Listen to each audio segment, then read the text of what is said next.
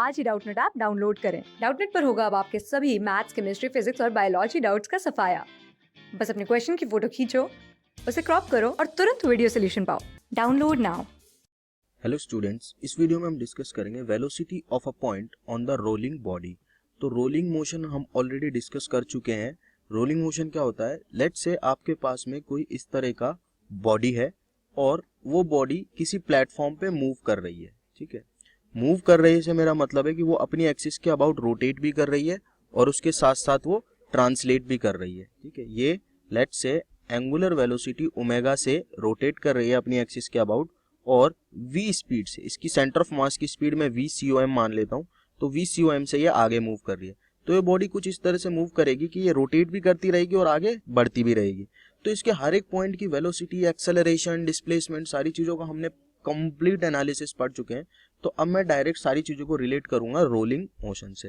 Rolling motion क्या होता है? देखो, रोलिंग मोशन में हमें पता है, रोलिंग मोशन में पॉइंट ऑफ कॉन्टैक्ट जो होता है उसकी रिलेटिव स्लिपिंग नहीं होती है। ठीक है, यानी कि अगर ये point of contact, instantaneous point of contact ये है इस टाइम पे, किसी टाइम पे ये वाला पॉइंट है जो इस प्लेटफॉर्म से कांटेक्ट में आ जाएगा, तो उस टाइम पे ये होगा इंस्टेंटेनियस पॉइंट ऑफ कांटेक्ट। अलग अलग टाइम पे ये बॉडी मूव करती रहेगी और अलग अलग टाइम पे इस बॉडी के अलग अलग पॉइंट प्लेटफॉर्म के साथ में कॉन्टेक्ट में आते रहेंगे।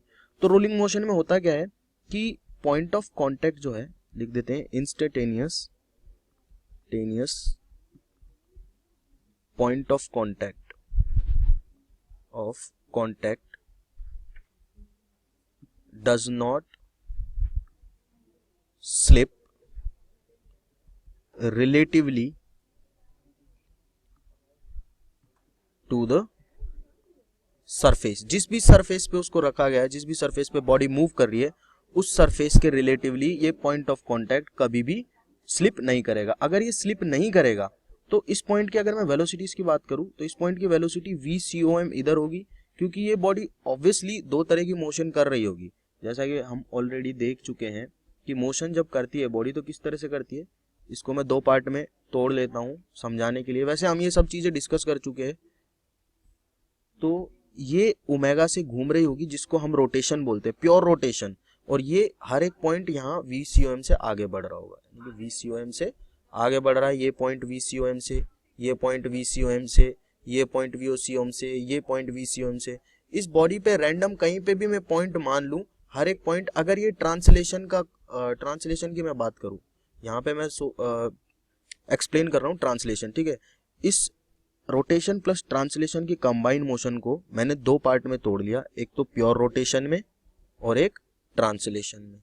ठीक है, अब बॉडी क्या कर रही है, यहाँ पे ट्रांसलेट कर रही है, तो हर एक पॉइंट कैसे जा रहा है, v/c/m से आगे जा रहा है।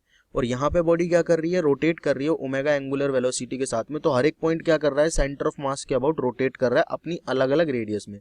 ये पॉइंट कुछ ऐसे रोटेट कर रहा होगा, ये पॉइंट कुछ ऐसे रोटेट कर रहा होगा, ये पॉइंट कुछ ऐसे रोटेट कर रहा होगा।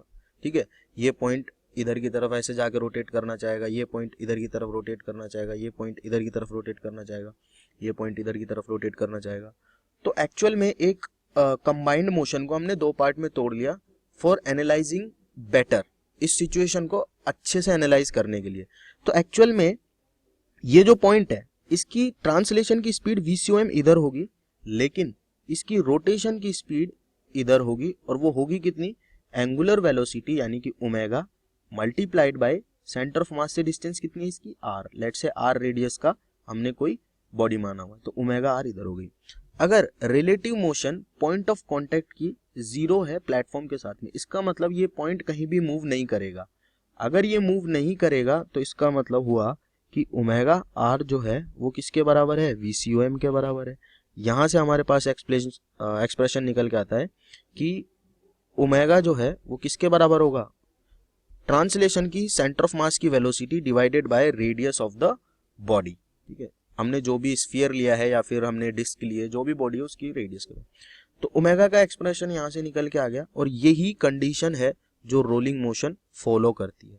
इस कंडीशन को रोलिंग मोशन फॉलो करती है। हर एक ट्रांसलेशन और रोटेशन की मोशन में अगर मैं कंबाइंड ट्रांसलेशन प्लस रोटेशन की बात करूं तो जरूरी नहीं है कि ये पॉइंट कहाँ पे रहे, रेस्ट पे रहे, लेकिन रोलिंग में ये केस होगा, क्योंकि ये बिना स्लाइड किए हुए, विदाउट स्लिपिंग क्या करेगी, बिना स्लिप करे हुए बॉडी आगे बढ़ेगी। और बिना स्लिप किए आगे बढ़ेगी तो इसका मतलब है कि भाई पॉइंट ऑफ कांटेक्ट की वेलोसिटी क्या हो जाएगी, 0 हो जाएगी, इंस्टेंटेनियस पॉइंट ऑफ कांटेक्ट की वेलोसिटी। अगर ऐसा कंडीशन लगाई जाती है तो मेरे पास एक्सप्रेशन निकल के आएगा कि ओमेगा की वैल्यू जो होगी वो v centre of mass upon r होगी। ठीक है, रोलिंग मोशन का इंपॉर्टेंट केस है, रोलिंग मोशन की कंडीशन है जो हमने डिस्कस कर ली। अब मैं क्या करता हूँ, वेलोसिटी इन रोलिंग मोशन की बात करता हूँ, जो हमारा यहाँ पे वीडियो का मेन मोटिव है, velocity of rolling motion, rolling body. अगर कोई बॉडी रोल कर रही है, अब रोल करने का मतलब क्या है कि रोटेशन प्लस ट्रांसलेशन तो है ही है, उसके साथ साथ जो पॉइंट ऑफ कांटेक्ट है इंस्टेंटेनियस, उसकी रिलेटिव स्लिपिंग नहीं होती या फिर point of contact is at rest. तो लेट्स से एक बॉडी है जो क्या कर रही है, रोल कर रही है, प्योरली रोल कर रही है। रोल का नाम सुनते ही हमें ये समझ आ जाना चाहिए कि बॉडी का जो पॉइंट ऑफ कांटेक्ट होगा सरफेस के साथ में वो क्या होगा, रेस्ट पे होगा। ठीक है, ये इसका सरफेस होगी जिस पे ये बॉडी रोल कर रही है, और रोल कैसे कर रही है, ओमेगा एंगुलर स्पीड के, एंगुलर वेलोसिटी के साथ में, और वी वेलोसिटी से ये आगे बढ़ रही है। ठीक है, इस तरह से रोल कर रही है। तो रोलिंग की कंडीशन मुझे पता है कि v equals to r omega होगा। अब बार बार हमें डायग्राम से निकालने की जरूरत नहीं है। ठीक है, अगर प्लेटफॉर्म रेस्ट पे है तो, है ना, प्लेटफॉर्म की कुछ वेलोसिटी होती तो कुछ और होता। प्लेटफॉर्म के रिलेटिवली मुझे देखना है कि पॉइंट ऑफ कांटेक्ट जो है वो रेस्ट पे होना चाहिए प्लेटफॉर्म के रिस्पेक्ट में। ठीक है, अब क्या करें, अब देखो इसको हमने दो पार्ट में तोड़ लिया। कैसे तोड़ लिया, ये वाला पॉइंट है, इसकी वेलोसिटी इधर होगी v ट्रांसलेशन की, प्लस ओमेगा आर होगी रोटेशन की। ये जो पॉइंट है, ये पॉइंट की दिखा देता हूं मैं। ठीक है, v प्लस ओमेगा आर। ठीक है, अब यहां पे अगर मैं देखूं तो इस पॉइंट की इंस्टेंटेनियस वेलोसिटी जो है वो v इधर होगी, ठीक है, ट्रांसलेशन के कारण, और ओमेगा आर होगी नीचे। ओके, इस पॉइंट की v इधर होगी और ओमेगा आर होगी इधर। अब क्योंकि v is equals to omega r है तो इसका मतलब ये तो वैसे ही रेस्ट पे आ गया। ये पॉइंट की अगर मैं बात करूं तो ओमेगा आर होगी इधर और v होगी इधर। ठीक है, अब मैं क्या करता हूं, अब मैं इन वेलोसिटीज को वेक्टोरियली ऐड करता हूं। तो देखो v की जगह अगर मैं आर ओमेगा रखूंगा तो ये आर ओमेगा और ये आर ओमेगा, या फिर मैं आर ओमेगा की जगह v रख सकता हूं। तो जो ये पॉइंट्स हैं इनकी वेलोसिटी कितनी कितनी हो जाएगी, देखो आर ओमेगा की जगह v रखूंगा तो 2v हो गई, यहाँ पे आर ओमेगा की जगह v रखूंगा तो v इधर और v इधर, ऐसा होगा ना, v इधर और v इधर। तो 90 डिग्री पे दो वेक्टर एक्ट करते हैं तो कितना आता है उनका रिजल्टेंट, √2 टाइम्स v। तो ये हो जाएगी इनकी वेलोसिटी इधर कहीं आ जाएगी और √2 टाइम्स v आएगी रिजल्टेंट वेलोसिटी। इसकी तो आर v ओमेगा आर की जगह क्या रखना है, मुझे v रखना है, तो v is equals to v, तो 0 हो जाएगी। सिमिलरली इसकी वेलोसिटी कहीं यहाँ पे आ जाएगी और कितनी आ जाएगी, √2 v आ जाएगी। तो स्टैंडर्ड पॉइंट्स हैं जिनकी वेलोसिटीज हमें पता होनी चाहिए रोलिंग के केस में। अगर कोई बॉडी प्योरली रोल कर रही है तो टॉप मोस्ट पॉइंट होता है उसकी वेलोसिटी 2v हो जाती है। अगर सेंटर ऑफ मास की वेलोसिटी v है तो देखो सेंटर ऑफ मास की वेलोसिटी कितनी मानी है मैंने, ये रेड कलर से लिखी हुई v मानी है। तो टॉप मोस्ट पॉइंट की velocity 2 times of centre of mass की वेलोसिटी हो जाती है। बॉटम पॉइंट जो होता है, या फिर मैं जिसको बोलूँ कि जो पॉइंट ऑफ कॉन्टेक्ट है वो तो 0 रहता है, तभी रोलिंग की कंडीशन पूरी होगी। ये वाले पॉइंट्स है जो 90 डिग्री पे एक्ट कर रहे हैं, ठीक है, टेंजेंशियल वेलोसिटी वाले और ट्रांसलेशन वेलोसिटी वाले, इनकी वेलोसिटी √2v एंड √2v हो जाती है। आप किसी भी पॉइंट की वेलोसिटी निकाल सकते हो किसी भी टाइम पे। तो ये होगा वेलोसिटी ऑफ रोलिंग बॉडीज।